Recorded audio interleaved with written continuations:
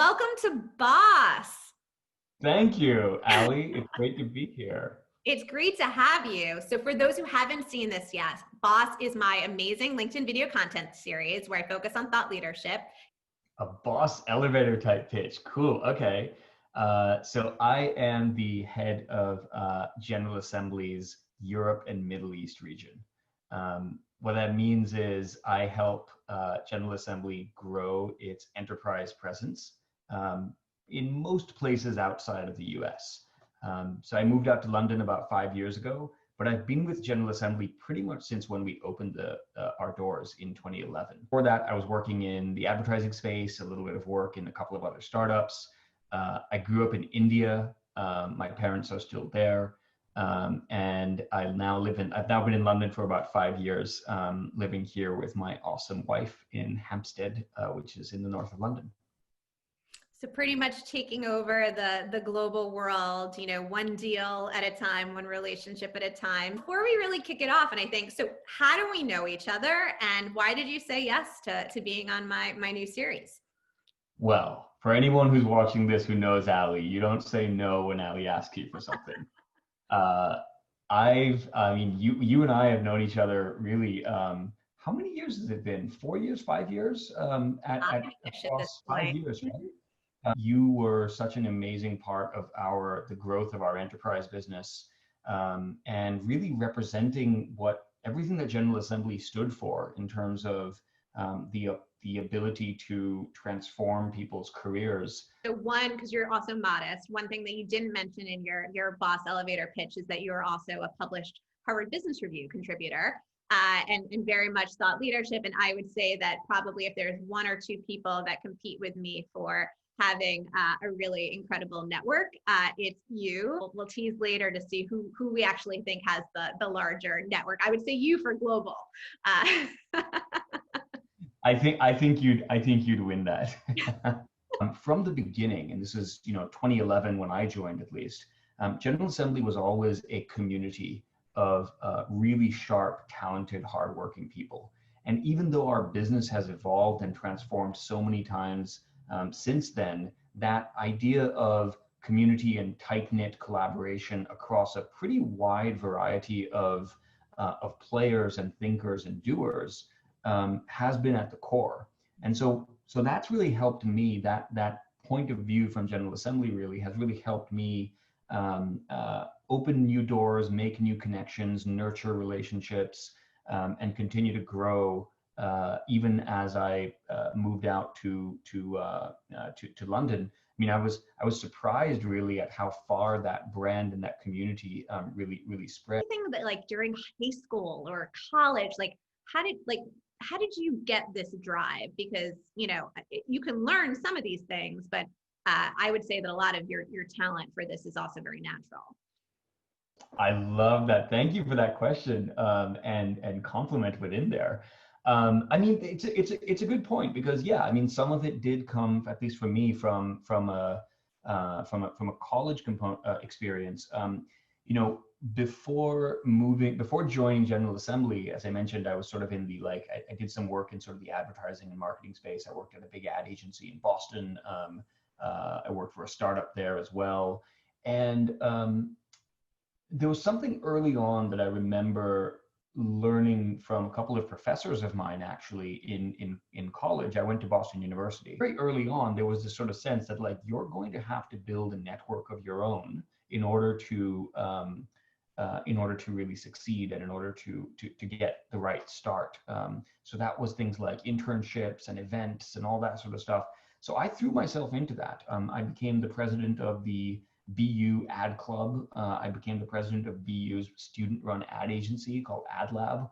I did a handful of other sort of student group type stuff, which was an amazing door opener to start making connections with people in the industry. What do you think are the most important leadership qualities for executives today? The important leadership qualities. Well, so I think that the operative word in that question is today, because I think there's a lot that maybe the last few decades of what we think of being a leader is maybe a little different now.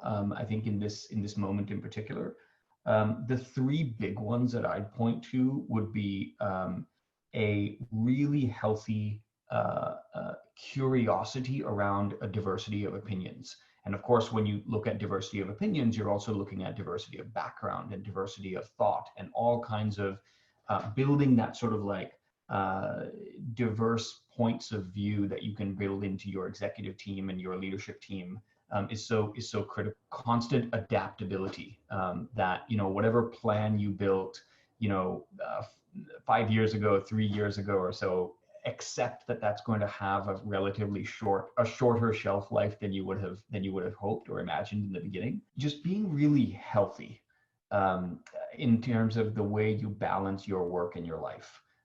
This is something that I think for me has been a shift since I've moved to Europe, where the way that people interact between work and life is really quite different than it is in the US. People take holiday, people rest and recharge, people shut off on weekends. And we all know the world needs more women diversity across the board in tech, data, and leadership roles. New Global 500 list came out, and this 13 out of 500 of the companies that made the cut are women. There are no women of color on that list. If you consider the need for your products and services to be relevant to as big of a market and audience as possible, it stands to reason, and I don't think there's any debate left about this, that your team building and making and selling those things has to reflect the market that you're looking to go after. And you know, for us at General Assembly in particular, what's been so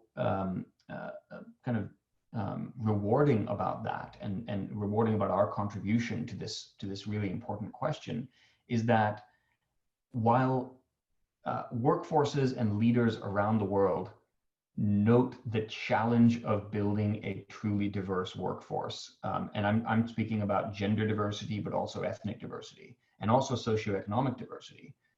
The challenges exist in front of everyone, but very few companies actually have a way through their core service of actually solving that.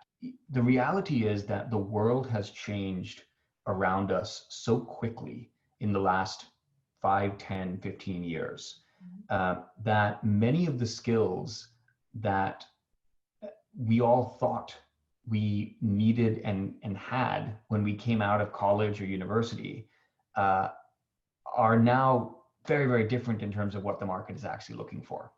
And these can be small things, things like the ability to do a basic data visualization, things like the ability to build a basic web page, relatively detailed things, even what you were sharing with me earlier about like being able to edit a video, right? Tactical, very helpful resources that we never were really trained in early on in our career are now seen as table stakes. So yesterday I was presenting to a large financial institution on thought leadership and social selling. And right before I went, there was a big talk about Python and Hadoop and all of these things. And granted, like I can't go into like the deep technical knowledge, but I can make a joke about it, like going into my thing that I know what they're talking about. And so even just understanding, I think, that terminology for individuals today. The language of the digital age is as important as some of the individual skills to be able to do those roles. What is the most important skill that leaders need for the future of work in one word? Adaptability.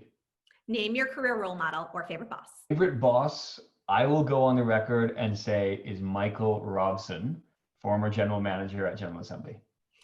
Favorite programming language?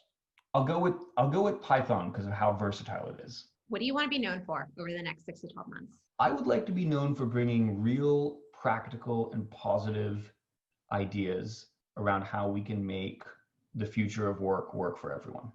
Anything else you want to say or share with me to close out this amazing Boss LinkedIn interview? I would like to say that I'm very grateful to you for pulling this together and producing this series. I think it's a really necessary and helpful forum for really practical, even the questions that you're asking are really practical and helpful to, I think, a lot of people out there right now who are asking a lot of questions and dealing with a lot of uncertainty. I don't know, maybe Zoom will sponsor it as well.